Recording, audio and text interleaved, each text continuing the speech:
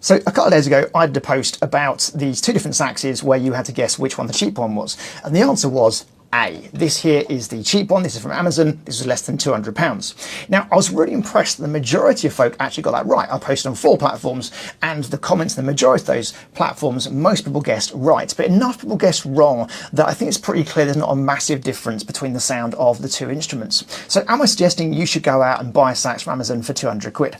Absolutely not, because there's a couple of things you need to be aware of.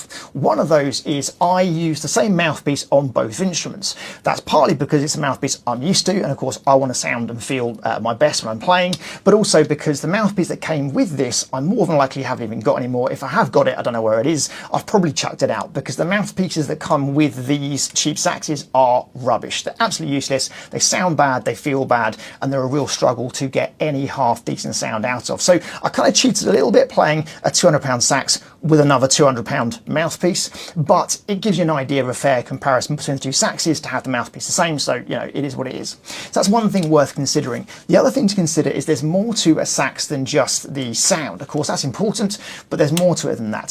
So things like durability are super important. This is really, really flimsy. I would not want to rely on this in a gig. I feel like if I bumped it on something, it would more than likely let me down. I mean, frankly, I feel like if I squeeze it hard enough, I could probably bend it. So in terms of this as a beginner instrument, I think it's a really, really bad idea, because you're going to spend more in repair costs than you would on buying a better sax in the first place. So that's super important.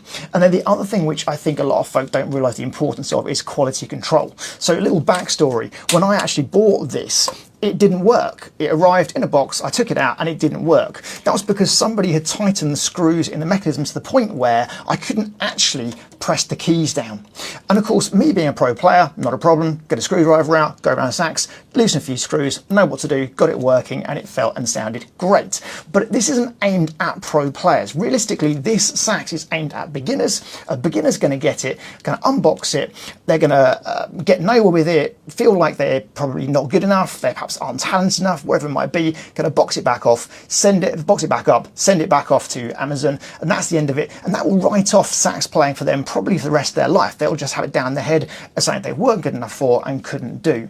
And that is an absolute disaster, because that could have been a hobby they could have really enjoyed for the rest of their life. So it's well worth considering those things when you are looking at getting any kind of instrument. But anyway, I hope you found this interesting and fun, and if you got the right answer, well done. If you didn't, hard luck. Either way, I'll see you next time.